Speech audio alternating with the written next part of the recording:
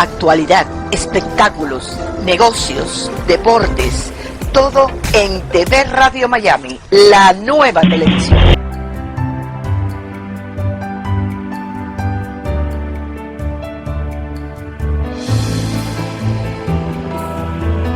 Agustín Rangugli, un periodista sin libreto.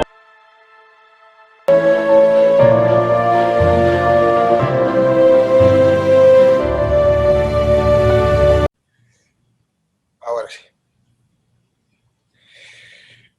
Hola, ¿cómo le va? Qué gusto de saludarlos a todos. Un placer de estar nuevamente con ustedes en un evento internacional muy importante. Digo internacional, pero en realidad es como festejarlo aquí en casa. Es la celebración de los 501 años de La Habana, Cuba. 501 años, se dice fácil, ¿no? Se dice fácil, pero cómo ha desarrollado Cuba y La Habana, por supuesto, en todos estos 501 años y cómo ha sufrido su población. Vamos a conversar con la profesora y escritora Uva de Aragón, además de periodista. Ella prestó servicios en la Universidad Internacional de la Florida, también integró el Instituto de Investigaciones Cubanos aquí, el FIU, la Universidad de Miami. Una mujer que vivió en Cuba durante gran parte de su vida y que tuvo que partir por esas cosas que todo el mundo conoce, esa salida de la democracia para entrar en un sistema devastador, un sistema que ha postergado a Cuba y a sus habitantes de seguir progresando como en su momento lo habían logrado. Uva, buenas tardes, ¿cómo estás? Un gusto de saludarte. Muchas gracias por invitarme a ¿Qué momento? a este festejo. Sí, es un festejo, pero tiene un dejo de tristeza, ¿no? Me imagino cómo lo estarás pasando. Por un lado, recordando tanto tu Habana querida, y por el otro lado, estos 500 años que se festejan todavía en un sistema de opresión para el pueblo cubano. Mira, no solo de opresión, sino de muchas dificultades, especialmente ahora con la pandemia. Pues hay muchas dificultades que las ha habido siempre, pero que se han hecho más difíciles para los alimentos, para la vivienda, para el transporte, para la atención médica. Tengo muchos afectos, mucha gente que quiero en Cuba y especialmente en La Habana, de manera que siempre pues estoy pensando en ellos, tratando de ver cómo los ayudo. Ahora se hace difícil mandar cosas, se han interrumpido el envío de paquetes porque se han interrumpido los vuelos y pues todo es un momento especialmente difícil, ¿no? Sí. Y la celebración también se ve entristecida por la muerte hace unos meses del historiador de la ciudad, Eusebio Leal, tan querido por los cubanos y los habaneros, porque en realidad hizo mucho por la restauración de la ciudad. Realmente. Permitime recordar a Eusebio Leal. Tuve la oportunidad de conocerlo cuando visité en uno de mis viajes a Cuba y tuve la oportunidad de que él me guiara por todo ese reacondicionamiento, esa refacción que se estaba haciendo en el centro de La Habana. Así que nuestro homenaje para él. Yo también tuve oportunidad de conocerlo y de estar con él varias veces, compartir con él. Y tengo una anécdota para mí muy importante, de que como en mi tercer o cuarto viaje a Cuba, fui a la presentación de un libro en el Palacio de los Capitanes Generales. Llegué temprano, me senté allí, tomé fotos, y de pronto entró un grupo de gente, entre ellos Eusebio Leal, a quien yo no había visto entonces muchas veces. Lo había visto, pero no me habían presentado. Y entonces digo, ¡ay, mira, aquí está Uva! Y vino a saludarme, que yo en mi país, la tercera vez que iba después de 40 años, Eusebio Leal me reconociera. Nos habíamos visto en algunas cosas internacionales fuera de Cuba, pero yo no sabía que él sabía quién yo era. Y me viniera a saludar, para mí fue una cosa que siempre le he agradecido. Después se lo pude decir y lo traté más. Sí, un caballero realmente, y además muy amigable, muy amigable. Lamentablemente falleció hace muy poco, ¿no? Pero agradecerle todo lo que hizo por la ciudad. Sí, artífice sin duda de la restauración del centro histórico Sí, de La es Habana. lo ha restaurado como debe ser, ¿no? Y muy bien hecho y con mucho amor y con mucha rigor, rigor arquitectónico. La Habana es una ciudad que hay que quitarse el sombrero. Hay que quitarse el sombrero, sí. Pese a todas las dificultades, sigue siendo todavía digamos, el anhelo de muchos turistas de todo el mundo de conocer La Habana, de conocer todo Cuba, realmente. Y cuando llegan allí, realmente disfrutan, porque se disfruta plenamente Mira, yo la visita a La Habana y que a la Cuba toda. es como mi madre, que mi madre era una gran dama y al final de su vida hubo que amputarle una pierna, pero aún en el hospital, amputada, mejorada, envejecida, seguía siendo una gran dama y seguía siendo mi madre. Y La Habana es así, que pese a las pinturas que le falta, pese a las ruinas y todo eso, sigue siendo una gran ciudad y sigue siendo mi ciudad. Claro, sin duda, sin duda. ¿Cómo está la situación hoy con el tema del COVID, más estas decisiones que, por ejemplo, en el caso particular de Estados Unidos han tomado para de alguna manera complicarle la vida al cubano? Pero, ¿cómo están los vuelos hoy en Cuba? ¿Se han normalizado? ¿Hay un fluido internacional bueno? Bueno, ¿O está impedido? Han comenzado en algunos aeropuertos, el de La Habana estaba al abrirse, no sé si se ha abierto ayer o hoy, estaba en estas fechas por abrirse. Eso ha impedido también el envío de paquetes. Ahora la administración de Trump para finales de este mes quitaba el envío de remesas, no sé cómo quedará eso. Y eso ha obligado al gobierno a tomar unas medidas que quizás debía haber tomado antes. Si hay algo bueno de esas cosas es que se ha tenido que confrontar cierta realidad y va a haber a partir de enero primero, creo, un aumento en los salarios considerables que no estaban a la par de los precios, y entonces pues, pero también los precios los van a estabilizar, no van a haber tantas cosas subsidiadas. Lo que antes parecía un horror, que era la libreta, ahora era algo bueno porque por lo menos garantizaba un precio subsidiado, un mínimo de cosas.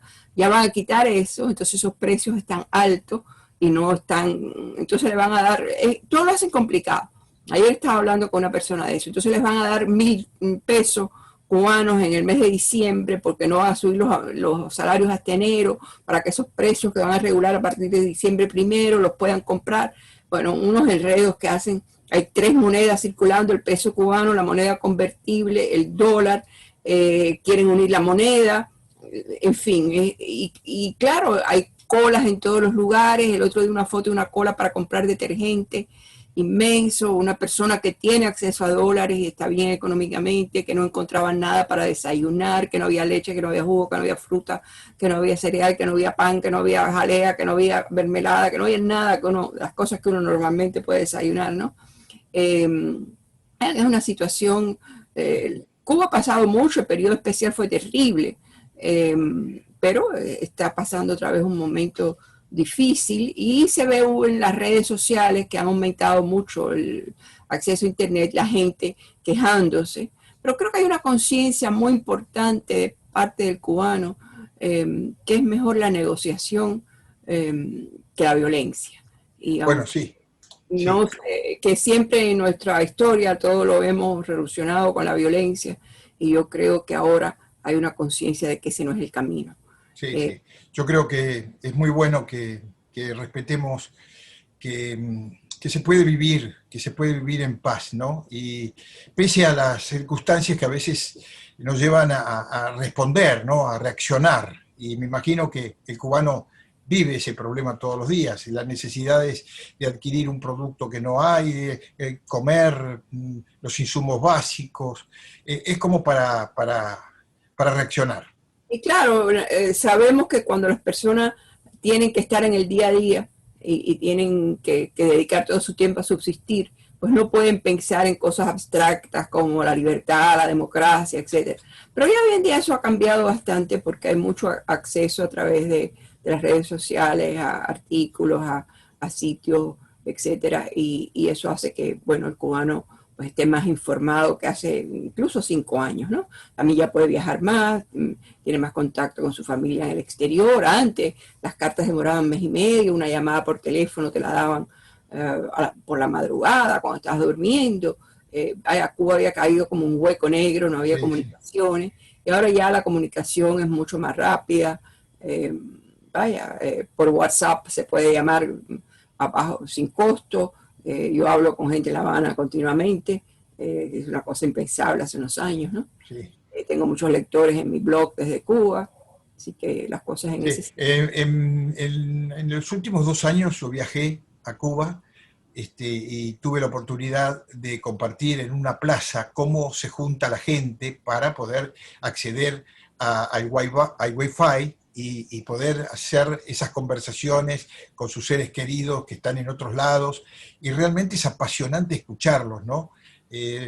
Cómo se intercambian la vivencia que les toca y el cariño que se tienen mutuamente, padres con hijos, mamá, papá, con los abuelos. Bueno, Realmente me resultó apasionante estar claro un que rato ahí observándolos. casas ya pueden tenerlo más desde sus casas, así que se hace un poco más fácil. Se ha facilitado. Sí, esto fue hace 2 años y me Sí, imagino que habrá evolucionado.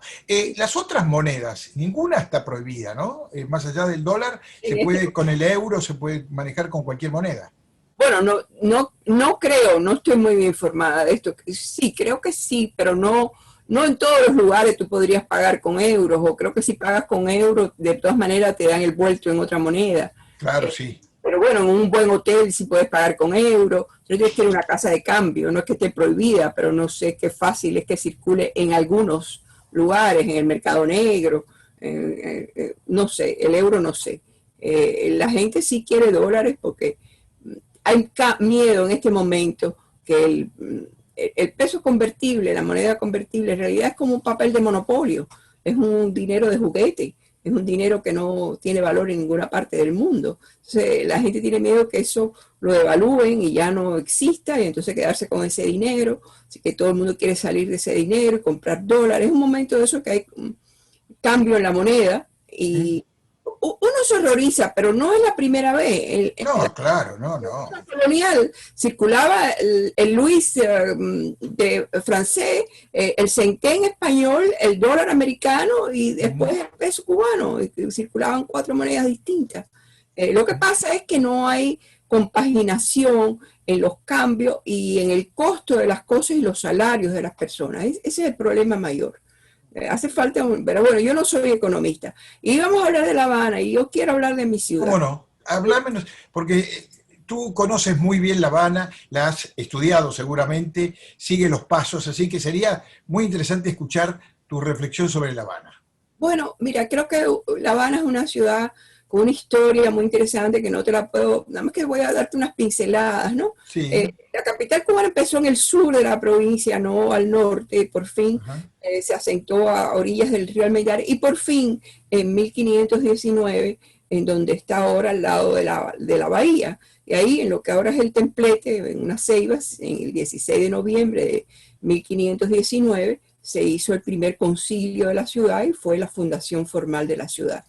Esa ciudad colonial empezó muy pronto, ya a mediados del siglo XVI, porque era el punto de encuentro de todas las otras embarcaciones de México que venían con dinero y que iban hacia España, sobre todo cuando se averiguó lo de la corriente del Golfo y como eso ayudaba a navegar a los barcos. Entonces los piratas y los corsarios empezaron a atacar La Habana y por eso tenemos, cuando llegamos a La Habana, y yo tuve la suerte de niña de entrar por mar a La Habana, y es una belleza preciosa la de ver desde el mar a La Habana, pues tenemos la fortaleza del Morro, de la Cabaña, del Palacio de la Fuerza, todas esas fortificaciones que protegían a La Habana de los corsarios. Entonces después fue creciendo la ciudad, los palacios y esa arquitectura colonial donde se ven los medios puntos, los vitrales, las columnas, los arcos, los enrejados. Es la verdad que es una arquitectura maravillosa. Después La Habana se desplazó un poquito hacia el cerro, que es más alto, y por cuestión de salud, y ahí también hubo muchas casas importantes que se hicieron. Ya con la República, la Habana va creciendo hacia el Vedado, y el Vedado es una zona de casas muy buena, donde se va desplazando ya para los años 50 el centro de la ciudad, de antes que estaba en Galeano y San Rafael, en el Prado, etcétera, para la rampa, donde estoy segura que has tomado helado en Copelia. Sí, claro, infaltable. La calle 23 que termina en el mar, y el Vedado, especialmente la rampa, donde en una época estuvo CMQ, y se hace en ese momento el centro de la ciudad. También en los años 50 coinciden un grupo de arquitectos jóvenes que construyen, sobre todo ya en las afueras, como Miramar, que ahora es playa, el Country, el Billmore, que ahora es Siboney, casas muy modernas, edificaciones muy modernas, y así que tenemos quizás 3 Habanas: la Habana colonial, que tanto ha hecho por restaurar, la Habana republicana del Vedado y Miramar, o la Habana del siglo XX, que va ya entre el XXI, y toda esta ciudad abrazada por el mar, ¿no? Con ese malecón, que son varias millas de un muro que contiene al mar, que abraza, que besa a La Habana, y donde los enamorados pasean, los niños van de la mano de sus padres, y en fin, que cuando hay mal tiempo, las olas lo cubren, y que tiene muchas leyendas, muchas historias. El malecón es un gran protagonista de la vida de los cubanos y de los turistas. Indudablemente que es un gran protagonista. Es una ciudad, es una zona donde los músicos se ponen a cantar. Yo tuve la experiencia en uno de mis viajes, que le dije a un amigo, en una reunión que estábamos un grupo, que uno de mis sueños había sido ver amanecer en el malecón, y nunca lo había podido hacer. Y bueno, cuando nos fuimos de allí, que eran como las 2 de la mañana, y habíamos estado tomando, y qué sé yo, el guitarrista me dijo, ¿tú estás cómoda? Digo, sí, pero cómoda. Sí, digo, no, ve a tu hotel, deja la cartera, cámbiate los zapatos y vamos. Digo, ¿vamos a dónde? Dice, vamos a ver amanecer al malecón. Entonces hice eso, pero además cogí de ahí del bar una botella pequeña que había de ron, y nos fuimos al malecón con su guitarra, y yo sin cartera, con unos zapatos cómodos, con una botella de ron, y vimos amanecer en el malecón. A lo cual yo después le escribí un poema de agradecimiento. Y por ahí, ¿te acuerdas de alguna frase del poema? Ay, mira, qué pena, lo hubiera buscado, lo hubiera leído. Pero alguna así perdida, alguna, nada más que para... Bueno, yo hay una parte en que digo que quisiera poder abrazar La Habana, y que quiero que nunca llegue la mañana, vaya, para que esa noche se eternice. Y además es curioso porque este amigo mío, me enteré, no sé si esa noche en algún momento, es más joven que yo, que él empezó a vivir en la cuadra donde yo vivía, más o menos cuando yo me fui, como si él retomara mi infancia, y aquel almendro donde yo escondía mis jugueticos, y aquellas vainas de los almendros que hacíamos que fueran como sables para jugar a los mambises y los españoles, etcétera, pues que él continuara mi infancia bajo esos mismos árboles, esas mismas sombras, esas mismas corrieras sobre esos parques, esas hierbas, ¿no? Así que es un amigo que yo quiero mucho, se llama Mario Darías, que acaba de escribir un libro de un tema muy interesante para La Habana también, que es el cementerio de Colón. Es un cementerio muy sui generis, nada más que quizás se pueda comparar al de Argentina, en América, que tiene unas tumbas muy, muy interesantes, muy distintas de aquí en Estados Unidos, que son nada más que unas taras en las hierbas, ¿no? Que son como esculturas. Y bueno, allí tengo también a mis muertos, tengo a mi padre, tengo a mi abuelo, así que bueno, y muchos otros también. Pero es un lugar que, aparte del sentimiento que puede hacer para los que tenemos aquí seres queridos, tiene un interés arquitectónico, histórico, ¿no? Tú has escrito mucho sobre Cuba. Oh, sí, mucho. Mira, yo pienso que yo tengo 3 Habanas. La Habana de mi infancia y de mi adolescencia, que acabo de terminar, estoy revisando y añadiéndole las fotos y una serie de cosas, unas memorias sobre esos 15 años en Cuba.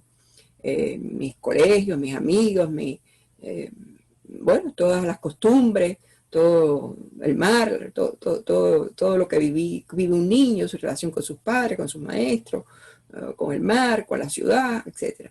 Después, cuando me fui, pues era La Habana en la ausencia, La Habana del recuerdo, La Habana que recreaba en lo que escribía, La Habana... Mira, yo por las noches, cuando me acostaba antes de dormirme, en esa especie de duermevela, lo que hacía era recordar La Habana para que no se me olvidara.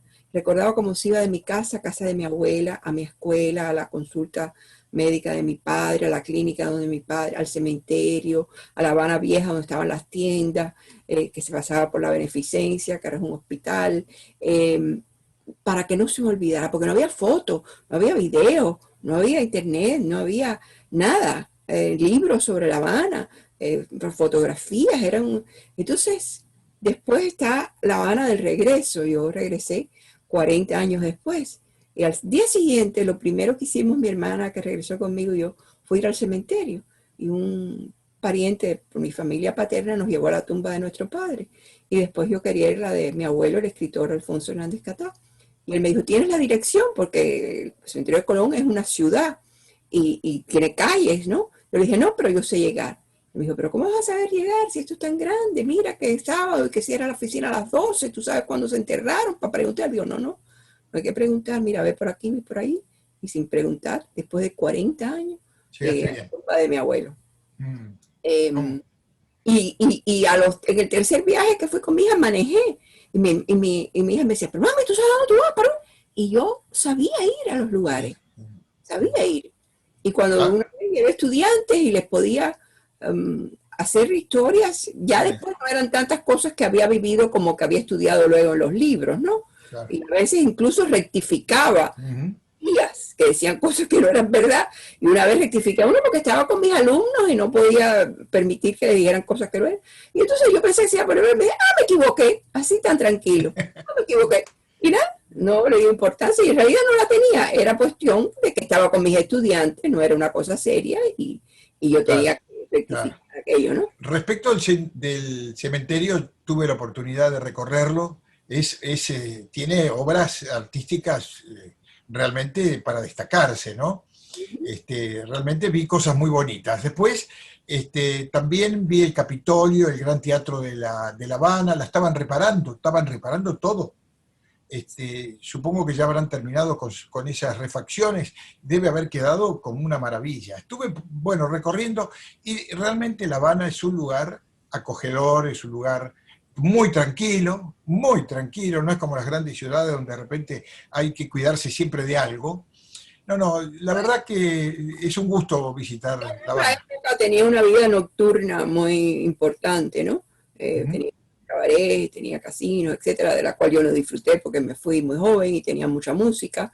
Y hoy en día tiene una gran vida cultural. En realidad, en La Habana hay festival de la Feria del Libro, en la que he tenido la suerte de participar. Tiene el festival de cine, tiene teatro, tiene conciertos, tiene ballet. El gobierno ha hecho muchas cosas mal, pero ha hecho bien el hacer la cultura disponible para todos, aunque muchas veces los que participan en ella se quejan de límites o censuras que puede haber peores en algunos momentos que en otros, ¿no? Pero indudablemente que hay una vida cultural importante. Como la hubo siempre, porque La Habana, yo en mi juventud fui a muchas salas de teatro, fui a unos conciertos maravillosos de la Filarmónica en el Auditorio, ahora Amadeus Roldán. Fui a la ópera, vi a Renata Tebaldi cantar Aida, fue para mí una emoción que nunca olvidaré, tenía 14 años y nunca la he olvidado. Y a Cuba fue mucha gente importante, desde Caruso. Sí, claro. Caruso estuvo una temporada en La Habana. Claro. Hay un librito que yo quiero mucho, que se llama 100 famosos en La Habana, y cuenta la estancia de 100 personalidades importantes que visitaron La Habana en sus momentos, ¿no? Siempre fue una ciudad que atrajo a muchas personalidades. Sin entrar en política, ¿cómo te pareció? ¿Qué te dejó como recuerdo y como algo inolvidable la visita del Papa Juan Pablo II en primera instancia y el Papa Francisco hace poco? Bueno, mira, la primera visita de Juan Pablo II fue muy emocionante porque vaya, era la primera vez que un papa iba a Cuba, y yo recuerdo las misas, y es verlo todo por televisión y llorar, pero así a lágrima viva, y tener a mis hermanas en otras ciudades, y mis hijas en sus casas viéndolos todo el mundo. No era como ahora que podríamos haberlo visto en Zoom al mismo tiempo. Claro. Uh-huh. Y tuvo unos mensajes muy, muy bonitos, y además fue una cosa muy importante antes de que fue esa visita del Papa, la preparación que se hizo para la visita del Papa, y que el Papa pidió que se pudieran celebrar de nuevo las Navidades, que no se celebraban en Cuba, y se hizo así. O sea que esa fue una... Y después, claro, el Papa Francisco es nuestro Papa, es latinoamericano. Argentino. Argentino, pero bueno, al decir argentino no es lo mismo para nosotros, es nuestro idioma, nuestra cultura, de manera que tenía un calor, una cosa tan nuestra, ¿no? Todas las visitas de los papas han sido importantes para los lugares que van, y yo creo que especialmente para Cuba, porque la iglesia, que no jugó un papel tan relevante durante el siglo XX, la primera mitad del siglo XX, porque al final de la colonia mandaron clérigos muy afín a la corona, y entonces no hubo el apoyo a la independencia, y los cubanos, además eran las corrientes del positivismo, no fueron muy católicos, muy unidos a la iglesia a principio de la República. Pero ya en los años finales de los 40, 50, empezó un movimiento de juventudes muy interesante en la Iglesia Católica, de formar juventudes católicas que empezaron a jugar un papel importante en la política. Eso terminó con la Revolución. Pero de nuevo, después de la caída de la Unión Soviética, la Iglesia empezó a tener un papel muy relevante en la sociedad cubana, y la tiene hoy en día. Pero en un momento, cuando el periodo especial, cuando el gobierno no podía dar las medicinas, la ayuda, pues la iglesia fue supliendo y ganó espacios, porque como necesitaban que ayudara a las personas, pues le permitieron, fue ganando espacio. Y la gente que dejó de creer en el comunismo, pues buscaba respuestas en alguna parte, porque tenían que creer en algo, ¿no? Y se iban acercando a la iglesia, veía que la iglesia los ayudaba, le daban la medicina, le daban las habas de la comida, etc. Y esa iglesia hoy en día, pues hace cosas muy importantes. Está el seminario que yo he visitado, que tiene el padre Giovanni, que hacen maestrías sobre distintos temas, educan. Ahí fue donde el Papa Francisco habló con la juventud. Ahí he estado yo varias veces, cada vez que he ido en los últimos años, voy a visitar allí al padre Giovanni, Carvajal, que hace ahí una labor magnífica con los jóvenes. En fin, el Papa es el representante de la Iglesia y el representante de Dios, y siempre es una bendición que se agradece. Sin duda. Uva, se nos está yendo el tiempo, necesitamos 2 minutos más, pero me gustaría preguntarte, ¿qué te parecieron las últimas medidas que se tomó desde Estados Unidos, precisamente de cerrar nuevamente las relaciones de intercambio, tanto de cubanos aquí como los cubanos de aquí para allá, y impedirles la libertad de ir y de venir? ¿Qué te pareció todo eso? Hace más de 20 años que estoy luchando en mi columna periodística, en todas las cosas a favor de la apertura, del diálogo, de la reconciliación, y creo que esas medidas son negativas. Yo creo que mientras más libertad económica tenga el pueblo cubano, más se separa del Estado, menos depende del Estado, más puede pensar en cosas, aspirar a cosas mejores, mientras más puede viajar, mientras más puede, más libre es. De manera, yo en la universidad participé con muchos académicos cubanos, los ayudé en las bibliotecas, a ayudar a hacer sus programas de estudios para su... he podido publicar un libro en Cuba. Creo que eso es bueno no solo para los cubanos, para la nación. Una nación es un proyecto común y ese proyecto lo tienen que soñar los cubanos de adentro con la ayuda de los que estamos fuera y hacerlo realidad. Y si uno los ahoga económicamente, si uno los encierra, esa nación nunca va a cambiar y prosperar y ser esa Cuba mejor que tanto hemos soñado. Sin duda, sin duda. Tenemos que cerrar, pero me quiero ir con una pregunta muy cortita de tu respuesta, por favor.